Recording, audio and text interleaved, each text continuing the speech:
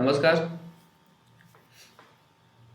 आज इकोलॉजी का आपका 12वां वीडियो है और इससे पहले आपका 11 वीडियो यानी कि 11 कंसेप्ट आपका खत्म हो चुका है।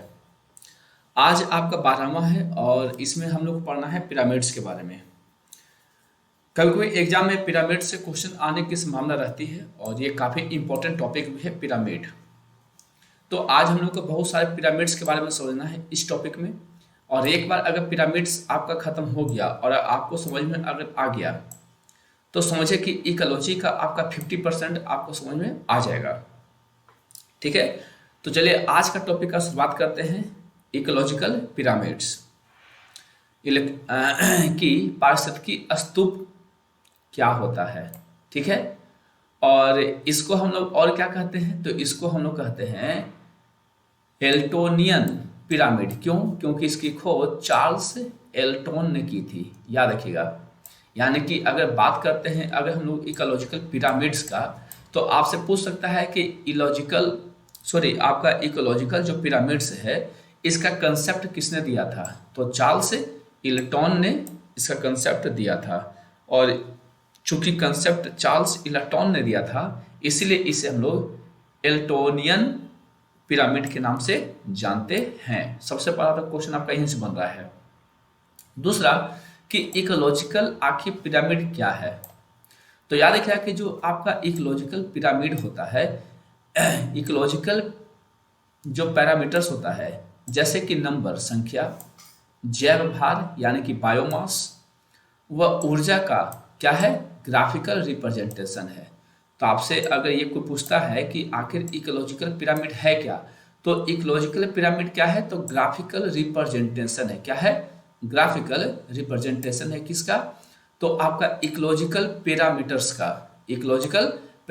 का यह ग्राफिकल रिप्रेजेंटेशन है।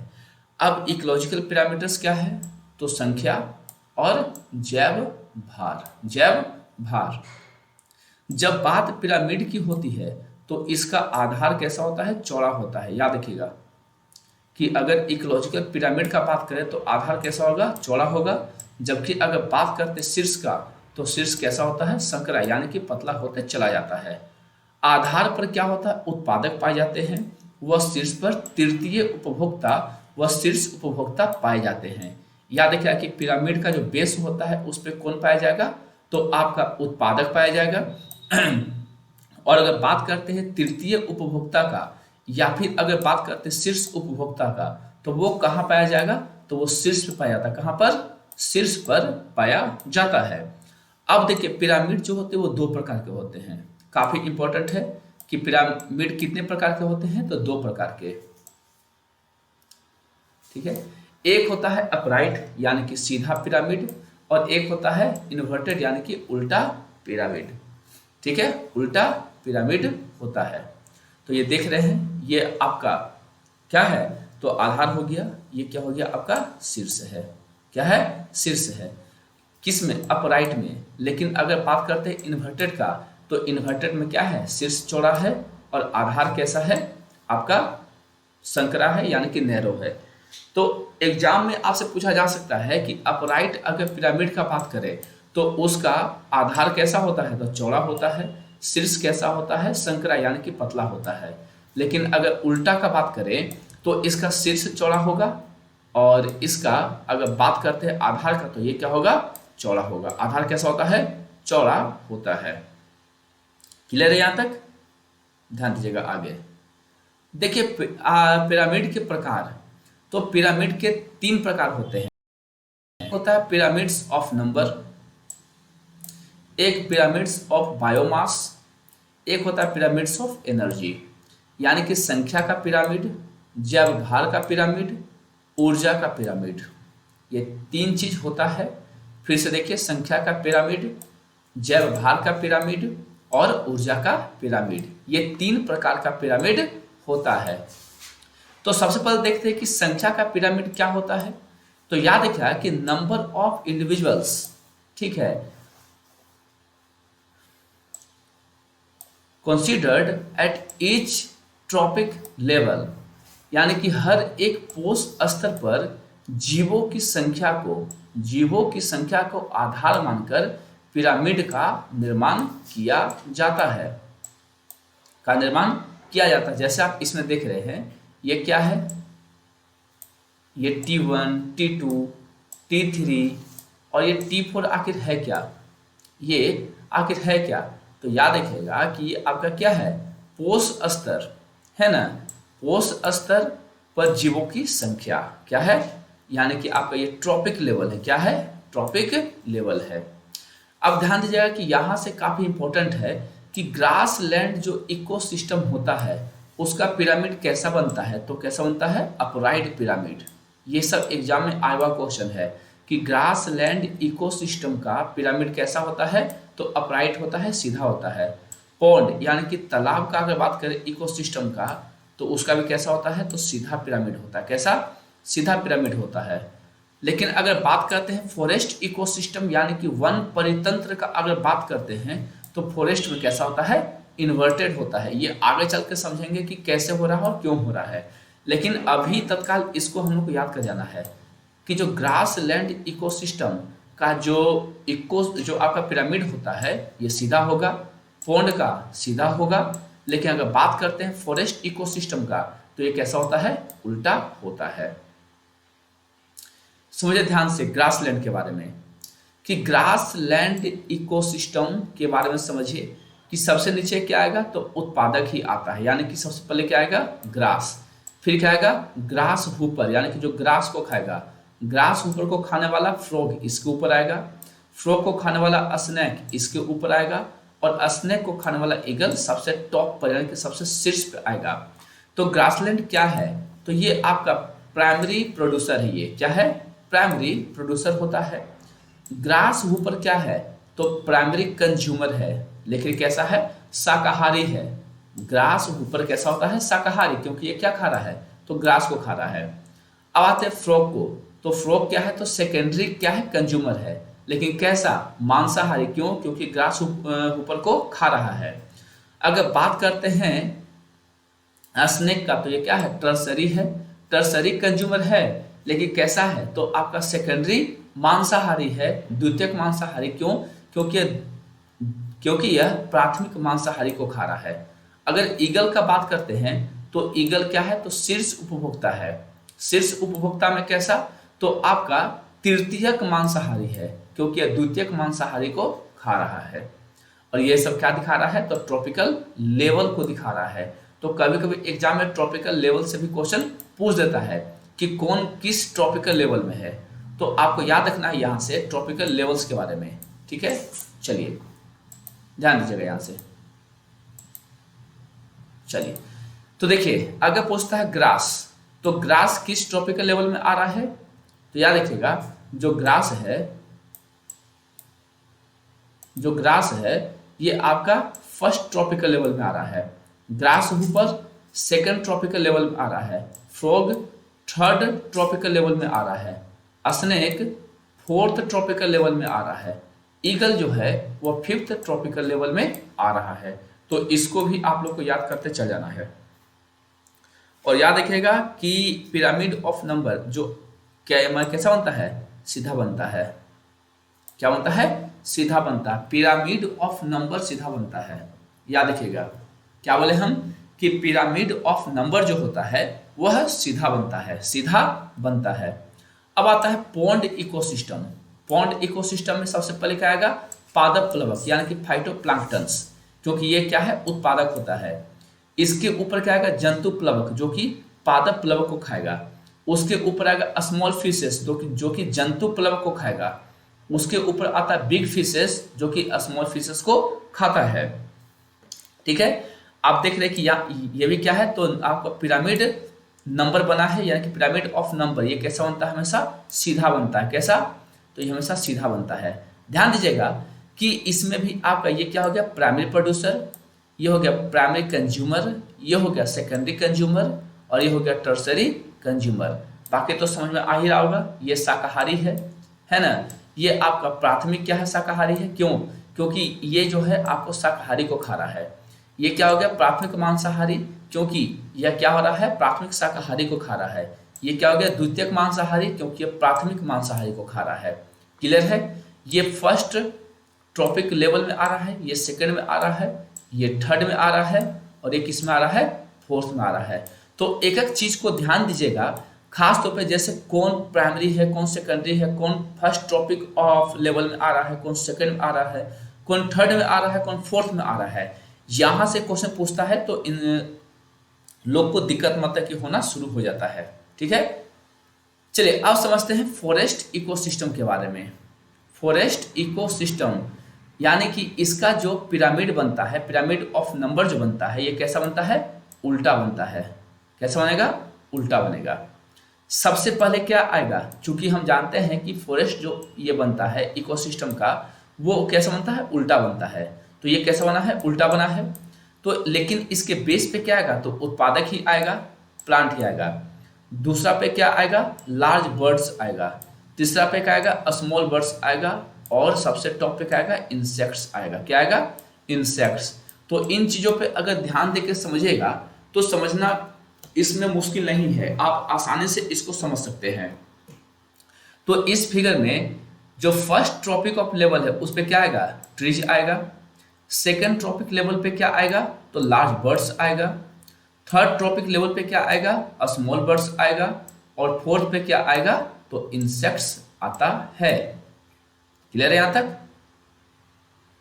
ध्यान दीजिएगा कि अगर बात करते हैं अपराइट पिरामिड का, यानी कि सीधा पिरामिड का अगर हम बात कर रहे हैं, तो देखिए सबसे पहले ट्रॉपिक लेवल देखना है और नंबर ऑफ इंडिविजुअल देखना है।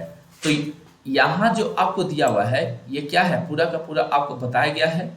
ठीक है, कंज्यूमर्स के बारे में, पोस्ट स्तर के बारे में।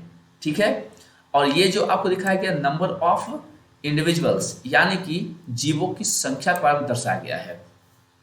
ठीक है, और ये क्या है, तो ये आपका पिरामिड ऑफ नंबर बनाया गया है। ठीक है, और हर पोस्ट स्तर पर संख्या घटेगी। हर पोस्ट स्तर पर क्या होगा, संख्या घटेगी। इस बात को भी आपको ध्यान में रखना है। ठीक है, इन बातों को भी ध्यान में रखिएगा आप। चलिए ध्यान दीजिए, सबसे पहले शुरुआत करते हैं पहला पर, जो आपका ट्रॉपिक लेवल फर्स्ट, वहां शुरुआत करते हैं। तो यहाँ पे क्या आएगा, प्राइमरी प्रोड्यूसर आएगा। क्या आएगा, प्राइमरी प्रोड्यूसर आएगा। और आप देख रहे हैं कि यहाँ पे जीवों की संख्या क्या है, तो सबसे अधिक है। क्या है, सबसे अधिक है। बात करते हैं ट्रॉपिक लेवल 2 पर, तो यहाँ पे क्या आएगा, प्राइमरी कंज्यूमर आएगा।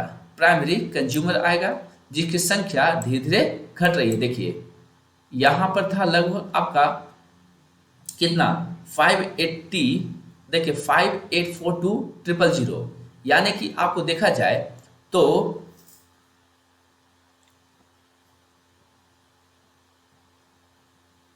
58,42,000।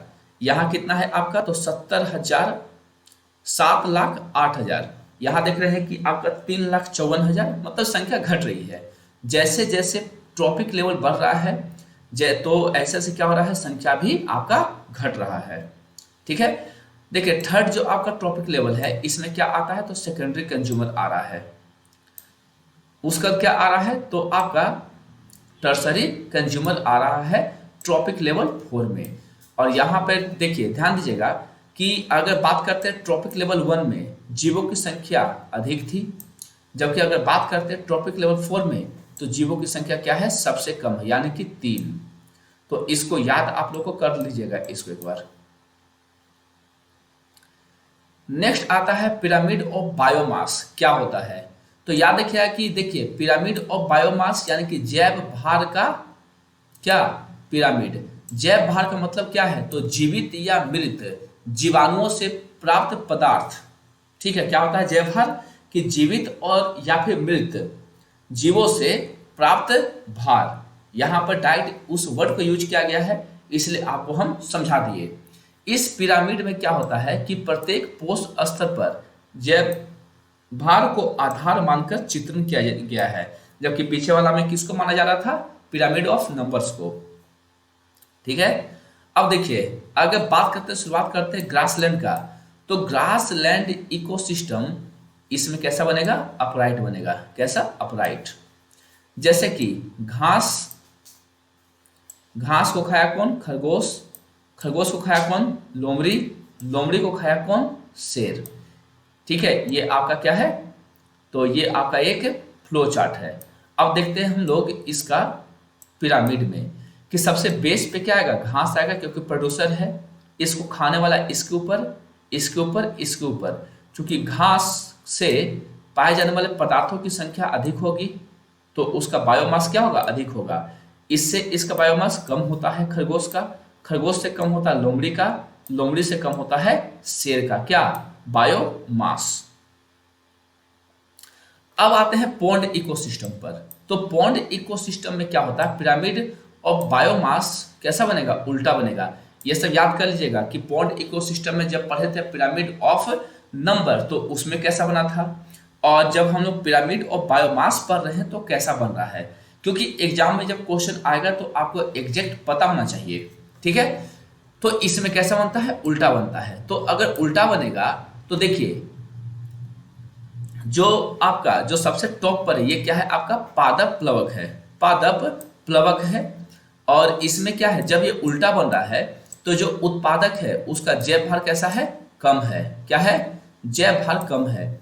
इसके बाद क्या आता है? जंतु प्लवक आएगा, उसके बाद छोटी मछली आएगी, उसके बाद आएगी बड़ी मछली। तो यानी कि सबसे ज्यादा बायोमास किसका हो गया? तो बड़ी मछली का हो गया। किसमें? तो पॉन्ड इकोसिस्टम में। पॉन्ड इकोसिस्टम में सबसे ज्यादा जैव भार किसका देखने को मिल रहा है? तो बड़ी मछली का। और सबसे कम देखने को किसका मिल रहा है? तो पादप प्लवक का, यानी कि फाइटोप्लैंक्टन्स का। क्लियर है यहां तक? अब आते हैं पिरामिड ऑफ बायोमास का, एक बार देखते हैं हम लोग पूरा पूरी ग्राफ बढ़िया से।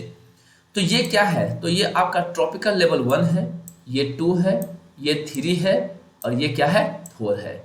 तो देखिए इसमें भी क्या हो रहा है कि एक तरफ क्या है? शुष्क भार है, क्योंकि हम लोग बायोमास पढ़ रहे हैं। तो एक तरफ क्या लेना है? शुष्क भार लेना है, और ट्रॉपिक लेवल एक तरफ लेना है हम लोग को। ये क्या है? ट्रॉपिक लेवल है, ये शुष्क भार है। और ये कैसा बना है? तो अपराइट पिरामिड। कैसा बना है? अपराइट पिरामिड बना है। ध्यान दीजिएगा कि इसमें जो प्राथमिक उत्पादक है, प्राथमिक जो उत्पादक है उसका भार कैसा है? ज्यादा है। जबकि जैसे जैसे ऊपर बढ़ रहे हैं वैसे वैसे भार घट रहा है। यानी कि जो सबसे टॉप पे आया, यानी कि जो आपका चौथा जो पोस्ट स्तर आया, उसका शुष्क भार कैसा है? तो कम है। कैसा है? कम है। अगर ध्यान दें हम पॉन्ड सिस्टम का, पॉन्ड सिस्टम का, तो ध्यान दीजिएगा कि पॉन्ड सिस्टम यानी कि जैव भार का पिरामिड कैसा होता है? उल्टा बनता है। अगर इसको उल्टा बना के देखते हैं तो आप देख रहे हैं कि यहाँ पे सबसे बेस पे क्या आ रहा है? तो पादप प्लवक आ रहा है, तो जिसकी क्या है? वेट कैसा है? कम है। लेकिन अगर बात करते हैं किसका हम लोग? सबसे टॉप का, जिसपे जंतु प्लवक आ रहा है, तो इसका क्या है? वेट ज्यादा है। हालांकि और ऊपर जा सकता था, बट हम लोग दो से ही समझेंगे एग्जाम्पल से कि क्या हो रहा है और क्या नहीं हो रहा है। ठीक है, तो यहाँ पे पादप प्लवक जो कि बेस पे है उसका वेट कितना है? 4 है, और इधर कितना है? 21 है। तो ज्यादा किसका हुआ? जंतु प्लवक का। और फाइटोप्लैंक्टन का कैसा हो गया? कम हो गया। क्लियर है? देखिए यहाँ पे क्या हो रहा है कि inverted pyramids of biomass a small standing crop. देखिए स्टैंडिंग क्रॉप का मतलब क्या होता है? खड़ी फसल। Of phytoplankton supports large standing crops of zooplankton. समझिए एक पॉइंट और आप अच्छी तरह से कि समुद्री परितंत्र में भी जैव भार का पिरामिड कैसा बनता है? उल्टा बनता है। ये काफी इंपॉर्टेंट है, इसको याद कर जाइए कि समुद्री देखिए परितंत्र में क्या होता है कि जैव भार का जो पिरामिड होता है वो उल्टा बनता है। कैसा बनता है? उल्टा बनता है।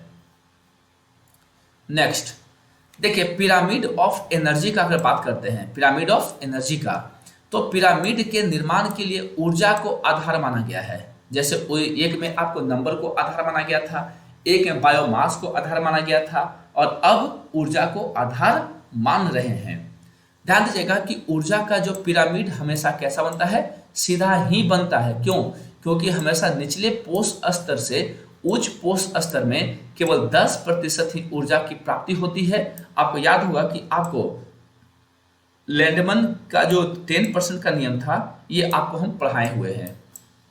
ठीक है, तो उसके अनुसार क्या था? उनके अनुसार जैसे जैसे क्या होता है पोष स्तर बढ़ेगा वैसे वैसे क्या होगा कि एनर्जी कम मिलते जाएगा। क्यों?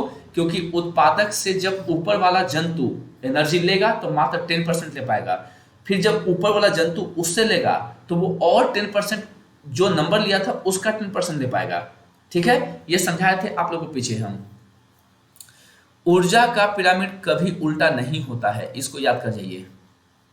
ऊर्जा का पिरामिड कभी उल्टा नहीं होता है। और आप लोग एक बार जो यहाँ से जो लैंडमन्स का जो 10% का नियम है इसको एक बार देख लीजिएगा पीछे का वीडियो में। अब आता है pyramid of energy. Pyramid of energy कैसा बनता है? हमेशा सीधा बनता है और सबसे शीर्ष स्तर पर पाए जाने वाले प्राणियों को सबसे कम ऊर्जा प्राप्त होता है, जैसे कि इस फिगर में दिखाया गया है। बेस पर यानी कि जो प्राइमरी आपका प्रोड्यूसर था, देखिए यहाँ पे उसको एनर्जी मान के चलिए उसके पास कितना है तो 10,000 जूल है। जब वह ट्रॉपिक लेवल 2 पे आएगा तो इसका 10% कितना होता है? 1000 होता है। कितना होता है? 1000 होता है। तो इसके पास एनर्जी कितना है? तो इसके पास एनर्जी मात्र 1000 है। 1000 का 10% कितना होता है? 100 होता है। तो जब ट्रॉपिक लेवल 3 पे पहुंचेंगे तो ये यहाँ पे क्या हो रहा है? एनर्जी घट के 100 हो गया। जब ट्रॉपिक लेवल 4 पे पहुंचेंगे तो 100 का 10% कितना होता है? 10। तो यानी कि ट्रॉपिक लेवल 4 पे एनर्जी सबसे कम है 10 जूल, जबकि ट्रॉपिक लेवल 1 पे क्या है? सबसे ज्यादा है 10,000 जूल। किसका ले रहे हैं? तो ये ले रहे हैं सनलाइट का लेके चल रहे हैं हम। किसको? सनलाइट के आधार पर लेके चल रहे हैं एनर्जी को हम। ध्यान दीजिएगा यहां से, अगर हम ग्रास स्थल परितंत्र को लेके चल रहे हैं, ठीक है, संख्या के आधार पर तो कैसा है? सीधा बन रहा है, जिसमें प्लांट आ गया, माइस, स्नेक, ईगल्स, ये सब आपको पीछे दिखाएं अभी फिगर में हम। ठीक है, सब पीछे पढ़ते आ रहे हैं आप। ये पॉन्ड वाला हो गया था जो हमेशा कैसा बनता है? उल्टा बनता है। ठीक है, जैव भार का पिरामिड तालाब परितंत्र में कैसा होता है? उल्टा होता है। कोई भी एक जाति यानी कि स्पेसीज जो होती है एक से अधिक पोष स्तरों पर पाई जा सकती है। क्लियर है कि कोई भी एक जाति या स्पेसीज जो होती है वह एक से अधिक पोष स्तरों पर पाई जा सकती है। इकोलॉजिकल पिरामिड्स में क्या होता है? समान जातियों को एक से अधिक पोष स्तरों में पर कंसीडर नहीं किया जाता है। इसको ध्यान रखिएगा। सबसे पहले क्या कहा कि कोई भी एक जाति या स्पेसीज एक से अधिक पोष स्तरों पर पाई जा सकती है, लेकिन एक नोट डाल के आपको ये बता दिया गया कि इकोलॉजिकल पिरामिड में समान जातियों को एक से अधिक पोष स्तरों पर कंसीडर नहीं किया जा सकता है समान जातियों के केस में। ठीक है, लेकिन अगर बात करते हैं इकोलॉजिकल पिरामिड में, देखिए डिकम्पोजेज जो डिकम्पोजर्स होते हैं यानी कि जो अपघटक जीव होते हैं, जैसे कि बैक्टीरिया हो गए, वायरस हो गए, है ना, बैक्टीरिया हो गया, है ना, प्रोकैरियोटिक हो गया, स्पोरोफाइट्स हो गया, जीवों को कंसीडर नहीं किया जाता है। ये काफी इंपॉर्टेंट है, इसको याद कर जाइए कि इकोलॉजिकल पिरामिड्स में, किसमें? इकोलॉजिकल पिरामिड्स में क्या होता है? जो अपघटक होता है जीव, अपघटक जीव मतलब बैक्टीरिया, देखिए प्रोकैरियोट्स हो गया, देखिए स्पोरोट्रॉप्स हो गया, है ना, यानी कि मृतोपजीवी हो गया, और जीवों को कंसीडर नहीं किया जाता है। इसलिए इकोलॉजिकल पिरामिड्स की कुछ सीमाएं भी होती है। क्या होती है? कुछ सीमाएं हैं, कुछ इसका क्या है? लिमिटेशंस होता है। क्या होता है? कुछ लिमिटेशंस होता है, तो हम ध्यान में रख के चलना है। ठीक है, अब देखिए, अब वहां से टॉपिक खत्म हो गया, अब एक नया टॉपिक लेकर चल रहे हैं, पारिस्थितिकी अनुक्रमण।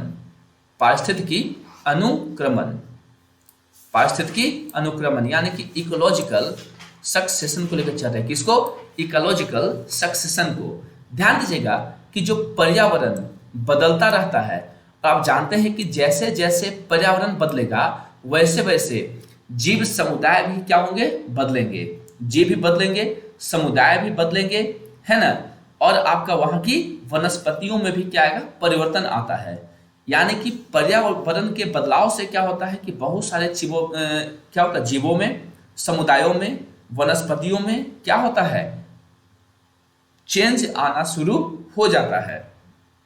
तो क्या कह रहा है कि चूंकि पर्यावरण बदलता रहता है एवं यह एक जैसा नहीं रहता है, कैसा नहीं रहेगा? एक जैसा नहीं रहता है, तो बदलते पर्यावरण की अनुक्रिया फलस्वरूप समुदाय भी बदलते रहते हैं। क्या बोले हम कि समुदाय में भी क्या होता है, परिवर्तन होता है। किसके अकॉर्डिंग, तो पर्यावरण के अकॉर्डिंग। इसका मतलब क्या है कि समुदाय यानी कि जो कम्युनिटी होती है कि संगठन, कंपोजिशन, संगठन मतलब क्या होता है, कंपोजिशन, और स्ट्रक्चर में भी क्या होता है, परिवर्तन आता रहता है। जैसे एक आपको एग्जांपल दे रहे हैं कि अगर लेके चलिए, आपको बहुत बार समझाए हैं हम कि वेस्ट इंडीज और अगर केन्या का लेके चले तो वहां पर पर्यावरण पर्यावरण वहां का क्या है, अलग है। जिसके अनुसार वहां का क्या है, कंडीशंस अलग है, और उस कंडीशंस के अकॉर्डिंग वहां की प्रजातियां भी क्या है, अलग है। ठीक है, उनका संगठन अलग है, उसका संरचना अलग है। ठीक है, देखिए समुदाय में होने वाले इस परिवर्तन या प्रतिस्थापन को ही क्या कहते हैं, अनुक्रमण या सक्सेशन कहते हैं। क्या कहते हैं, सक्सेशन कहते हैं। ध्यान दीजिएगा कि अनुक्रमण के दौरान क्या होता है, वनस्पतियों में भी क्या होता है, बदलाव आता है। जैसे कि कहीं की वनस्पतियां छोटी होगी, किसी का हाइट अधिक होगा, है ना, किसी के पत्तियां पीली होगी, किसी का हरी होगी। तो ये बदलाव किसके अकॉर्डिंग आ रहा है, तो पर्यावरण यानी कि इक्लो, या फिर हम बोल सकते हैं कि पारिस्थितिकी अनुक्रमण के अनुसार क्या हो रहा है, ये सब बदलाव देखा जा रहा है। क्लियर है। देखिए अनुक्रमण जो होता है एक धीमी प्रोसेस है। कैसा है, एक धीमा प्रोसेस है, लेकिन सतत है। सतत मीन्स क्या होता है, कंटिन्यूअस होता है, जो लगातार होते रहता है। अनुक्रमण दीर्घकालिक होता है, यानी कि लॉन्ग टर्म वाला होता है, और एक दिशीय होता है, जिसका डायरेक्शन कैसा होता है, एक ही होता है, यानी कि एक ही डायरेक्शन में ये बदलाव होते रहता है। क्लियर यहां तक। देखिए अनुक्रमण के दौरान क्या होता है कि जातियां यानी कि जो स्पेसिस होती है वो बदलती रहती है, पीछे देख लिए आप। तो और इन बदलती हुई जातियों या समुदायों को क्या कहते हैं, क्रमक समुदाय कहते हैं। यानी कि अनुक्रमण के अनुसार जब जातियों में क्या हो रहा है, बदलाव हो रहा है। किसमें, जब जातियों में बदलाव आ रहा है तो इन बदलती हुई जातियों और समुदाय को क्या कहते हैं, क्रमक समुदाय कहते हैं। क्या कहते हैं, क्रमक समुदाय कहते हैं, या फिर सेरे कम्युनिटी कहते हैं इसको। क्लियर यहां तक कि क्रमक समुदाय क्या है। ध्यान दीजिएगा कि लगातार अनुक्रमण होने पे क्या होता है कि कुछ ऐसे समुदायों का विकास हो जाता है जो पर्यावरण के साथ साम्यावस्था यानी कि इक्विलिब्रियम स्थापित कर लेते हैं। ठीक है, साम्य अवस्था यानी कि इक्विलिब्रियम स्थापित कर लेते हैं, यानी कि ये बदलते नहीं हैं। जो बदलेंगे उनको क्रमक समुदाय कहेंगे, जो नहीं बदलेंगे उनको चरम समुदाय कहेंगे। क्या कहेंगे, चरम समुदाय कहेंगे। और ये जो चरम समुदाय वाले होते हैं ये क्या करते हैं, तो वहां अब जो उनके चारों ओर का पर्यावरण पाया जा रहा है उसके साथ क्या करते हैं, सामंजस्य स्थापित कर लेते हैं। और ये जो सामंजस्य स्थापित कर रहे हैं तो इस सामंजस्य स्थापित करने के ही कारण क्या हो रहा है कि इनमें बदलाव नहीं आ रहा है। लेकिन क्रमक समुदाय जो थे, यहाँ जो आप देखें आपको क्या, क्रमक समुदाय ये अपने आसपास के पर्यावरण को क्या कर रहे हैं, उनके साथ साम्य अवस्था स्थापित नहीं कर पा रहे हैं। ठीक है, ये समुदाय पर्यावरण में भी बड़े बदलाव होने पर ही बदलेंगे। अगर इनमें बदलाव होता भी है तो कैसे होगा, जब तक कोई बड़ा पर्यावरण में बदलाव नहीं आएगा तब तक इनमें बदलाव नहीं होगा। छोटा मोटा बदलाव का इन पर कोई असर नहीं होता है। और ये जो देखिए पारिस्थितिकी अनुक्रमण होने में कई सौ साल से लेकर कई हजारों लाखों साल लग जाते हैं। क्लियर है ये वाला बात कि पारिस्थितिकी अनुक्रमण होने में कई साल लग सकते हैं, कई हजार साल, कई लाखों साल भी लग सकते हैं। आज जो हम विविधताएं यानी कि जो डाइवर्सिटी अपने चारों ओर देखते हैं उनका कारण अनुक्रमण नहीं है। ध्यान दीजिएगा और आप लोग इसको समझने की कोशिश करिएगा कि आज यानी कि आज जो प्रेजेंट में जो आज हम अपने चारों ओर विविधताओं को देख रहे हैं उसका कारण क्या है, अनुक्रमण नहीं है। ठीक है, क्यों, क्योंकि अनुक्रमण क्या है, तो अनुक्रमण एक आपका सिक्वेंशियल प्रक्रिया है, यानी कि विशिष्ट क्रम में चलने वाली क्या है, प्रक्रिया है। इसको याद रखिएगा, ठीक है। क्या है ये? सिक्वेंशियल प्रक्रिया है। आपसे पूछा जा सकता है कि अनुक्रमण किस प्रकार की प्रक्रिया है, तो आपका जो आंसर दीजिएगा कि यह एक सीक्वेंशियल प्रक्रिया है। क्या है? सीक्वेंशियल प्रक्रिया है। मतलब क्या है इसका? तो अनुक्रमण के दौरान किसी विशेष क्षेत्र में जातियों की संख्या बढ़ जाती है, तो किसी एक स्थान पर उसकी संख्या घट भी सकती है, ठीक है, घट भी सकती है। देखिए, अनुक्रमण का मुख्य कारण क्या है? तो भू आकृतिक या फिर जलवायवीय, यानी कि जलवायु में परिवर्तन होना भी हो सकता है। भू आकृतीय जो चेंजअप होता है वो कैसा? भूस्खलन, जो पहाड़ी इलाकों में क्या होता है, लैंडस्लाइड होता है। मृदा अपरदन, सोल इरोजन, ज्वालामुखियों का फटना, ये सब किस में आएगा? तो भू आकृतिकी में या जलवायुवीय में आएगा, यानी कि जलवायु में परिवर्तन का ये सब उदाहरण है। पूर्व में अनुक्रमण की क्रिया व उद विकास की क्रिया समानांतर चलती थी, यानी कि इकोलॉजिकल सक्सेशन और जो इवोल्यूशन था, इसकी प्रक्रिया या क्रिया कैसी थी? पैरेलल थी। क्लियर है? इसको ध्यान रखिएगा। अनुक्रमण के प्रकार यानी कि टाइप्स ऑफ सक्सेशन, तो ये दो प्रकार के होते हैं। एक होता है प्राथमिक अनुक्रमण और एक होता है द्वितीयक अनुक्रमण। कैसा होता है? एक होता है प्राथमिक अनुक्रमण, तो एक होता है द्वितीयक अनुक्रमण होता है। प्राथमिक अनुक्रमण को क्या कहते हैं? क्या होता है, मतलब इसका क्या होता है? तो यह उस स्थान पर होता है जहां पर पहले से क्या हो, कोई वनस्पति विद्यमान नहीं हो। ध्यान रखिएगा, पूछ सकता है कि प्राथमिक अनुक्रमण क्या होता है। तो प्राथमिक अनुक्रमण से क्या समझते हैं हम कि यह प्राथमिक अनुक्रमण उस स्थान पर होगा जहां पहले से कोई क्या हो, वनस्पति ना हो। प्राथमिक अनुक्रमण वहां होता है जहां मृदा नहीं होती है व पहले से कोई जीवन नहीं होता है। काफी इंपॉर्टेंट पॉइंट है ये कि प्राथमिक अनुक्रमण क्या होगा कि जहां पर पहले से कोई मिट्टी नहीं हो, जहां पहले से कोई जीवन प्रेजेंट ना हो, जैसे कि नग्न चट्टान, ठीक है, ठंडा हुआ लावा, यानी कि न्यूली जो आपका कोल्ड जो लावा बना वो, पर होने वाले अनुक्रमण को प्राथमिक अनुक्रमण कहते हैं। ठीक है, प्राथमिक अनुक्रमण कहते हैं। यहां पर मृदा निर्माण में काफी समय लगता है, इसलिए प्राथमिक अनुक्रमण काफी धीमी होती है। ठीक है, याद रखिएगा कि प्राथमिक अनुक्रमण कैसी प्रक्रिया है, तो धीमी प्रक्रिया है, क्योंकि इसको बनने में बहुत समय लग जाता है। जबकि द्वितीयक अनुक्रमण का अगर बात करें तो वह उस स्थान पर होता है जहां पहले से क्या हो, वनस्पति थी, लेकिन आपदा यानी कि प्राकृतिक या मानव निर्मित आपदा के कारण वह क्या हो, वनस्पति नष्ट हो गई।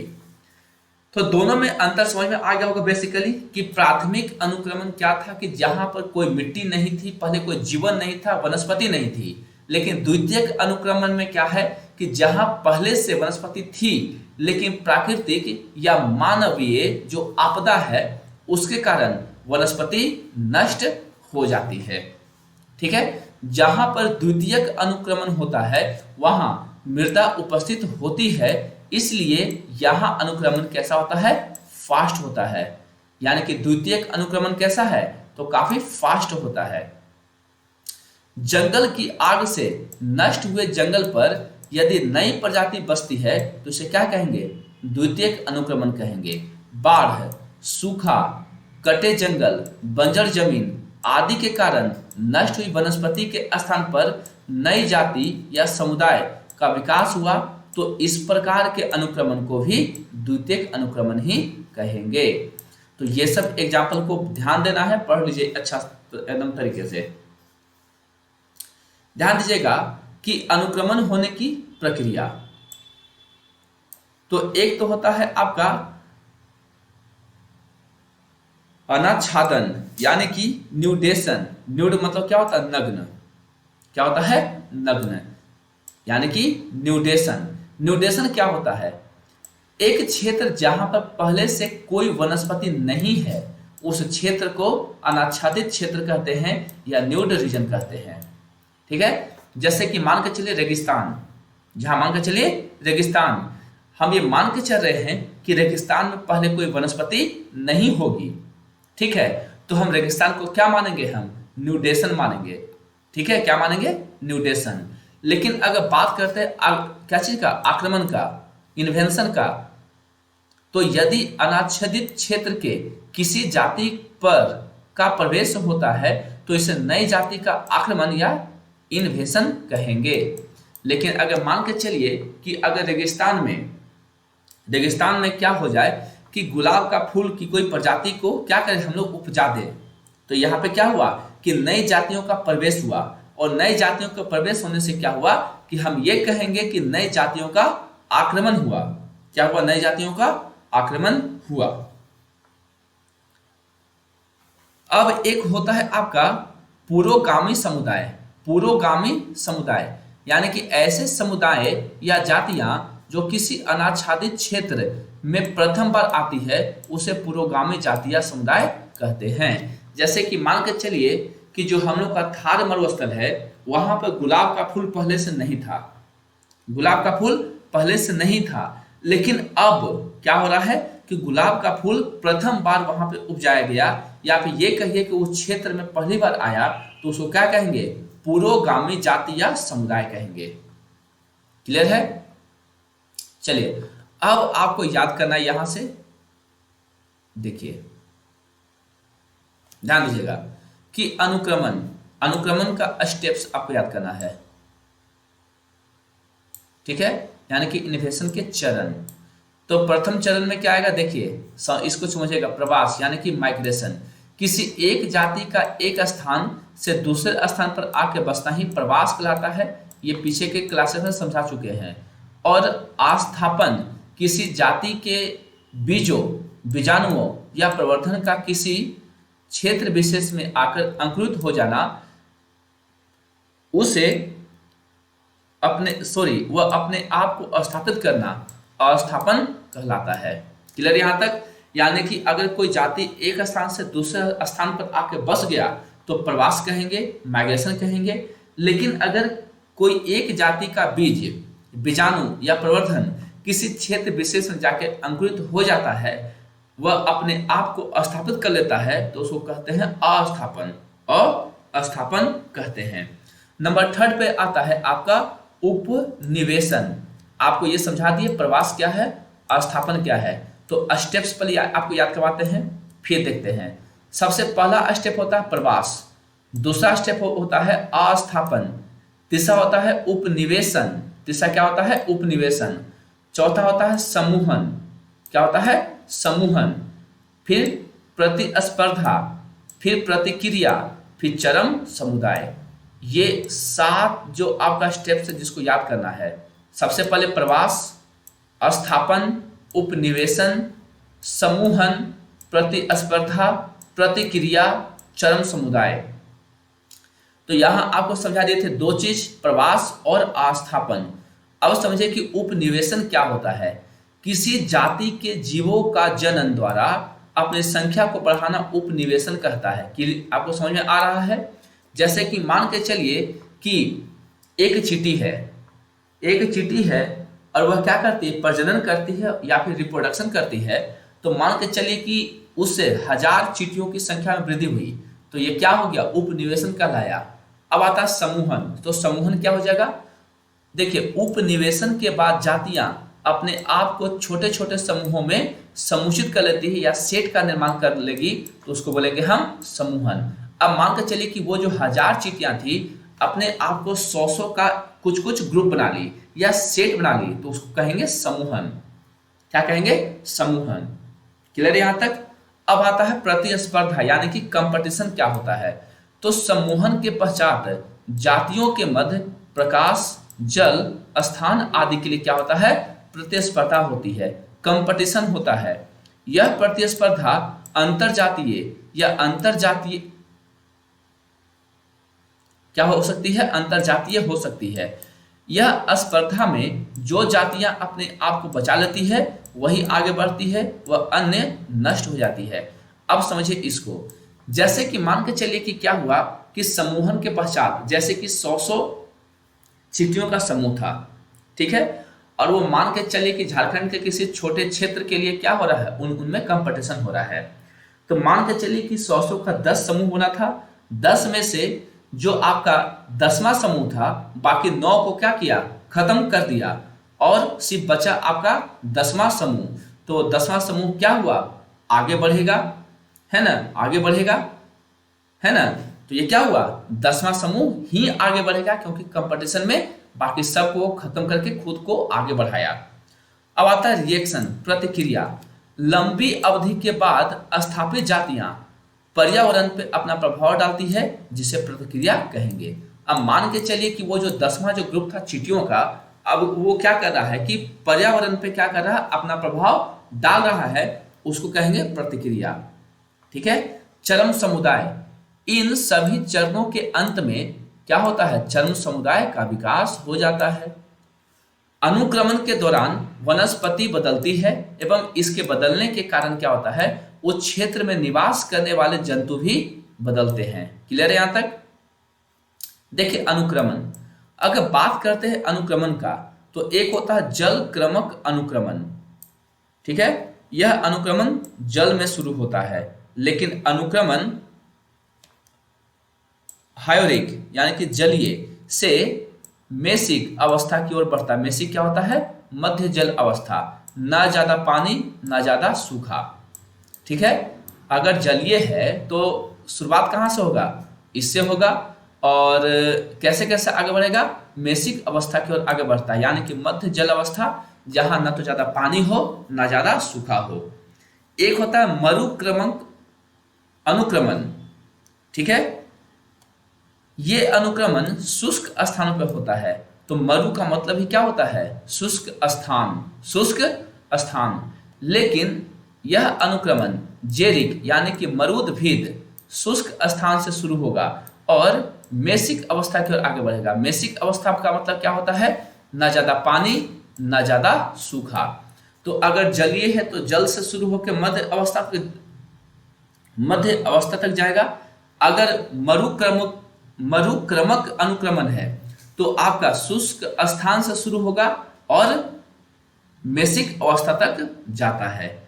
एक होता है, अब समझिए, एक को बोलते हैं जल क्रमक अनुक्रमण, यानी कि हाइड्रिक सक्सेशन, जल से शुरू होगा और अंत वन समुदाय पर खत्म होता है।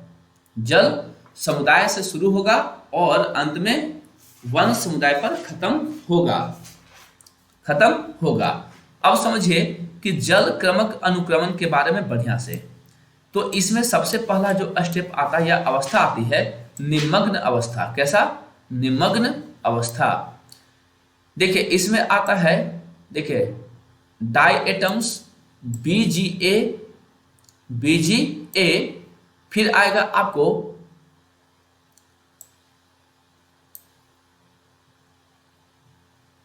पोटामोगेशन, फिर आएगा आपका क्रिएटोफाइलम, फिर आएगा हाइड्रिला, फिर आएगा यूट्रिक्यूलेरा, फिर आएगा आपका कारा, फिर इसका सबका एग्जाम्पल याद करेगा, ठीक है, स्टेजिस का। फिर आएगा आपका निटेला, फिर आता है विलिया नेरिया, ठीक है।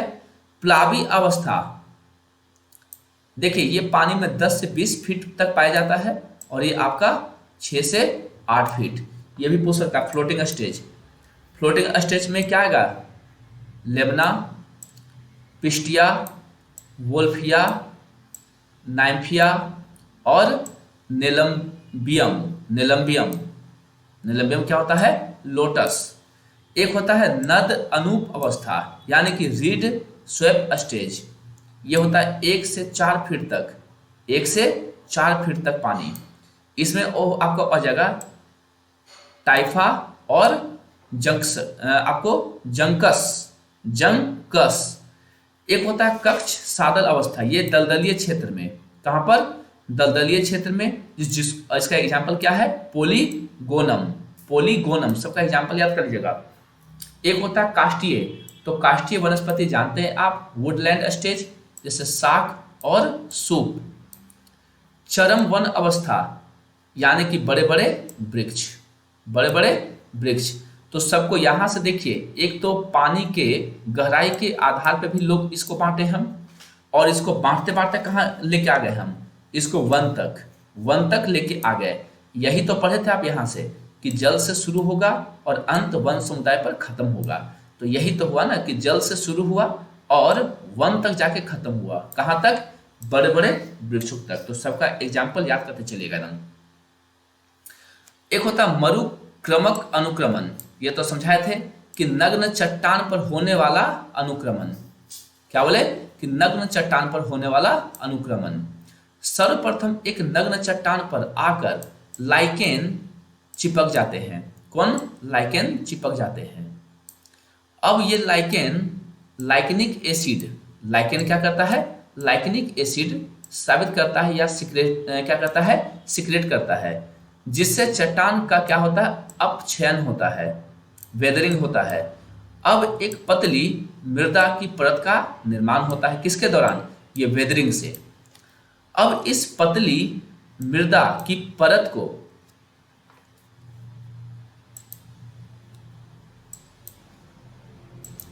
समझिएगा, अब इस पतली मृदा की परत में आकर ब्रायोफाइट्स बस जाएगी। सबसे पहले क्या आएगा, लाइकेन्स आएगा, लाइकेनिक एसिड छोड़ेगा उस चट्टान पर, उससे क्या होगा, उस चट्टान का अपक्षयन होगा, जिससे एक पतली क्या होगा, मृदा की परत का निर्माण होगा, और उस पतली मृदा की परत में आकर के ब्रायोफाइट्स बसेंगे, ब्रायोफाइट्स बसेंगे।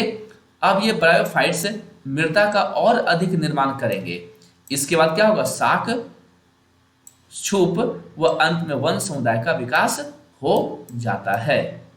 ठीक है, निर्माण हो जाता है। तो ये था आज का काफी कंसेप्चुअल क्लास और काफी बढ़िया क्लास रहा है ना। और यहाँ से कई बार एग्जाम में क्वेश्चन देखने को मिल जाते हैं। तो आप लोग को क्या करना है, पूरे कंसेप्ट को समझते हुए जाना है और वीडियो को एक बार दो बार देखना है, जिससे कंसेप्ट आपका बिल्डअप और बेहतरीन तरीके से हो जाए। क्योंकि ये क्लासेस हर एक एग्जाम के लिए होगा, ठीक है, चाहे वो बेसिक से लेके कोई भी एग्जाम हो, ठीक है। ये यूपीएससी तक को भी कवर कर देगा 100% एकदम, ठीक है। तो इन क्लासेस का फायदा लीजिए और कंसेप्ट को समझिए, ठीक है। चलिए, तो मिलते हैं अब हम लोग आगे के क्लासेस में नए कंसेप्ट के साथ। तब तक के लिए सभी को टाटा बाय बाय।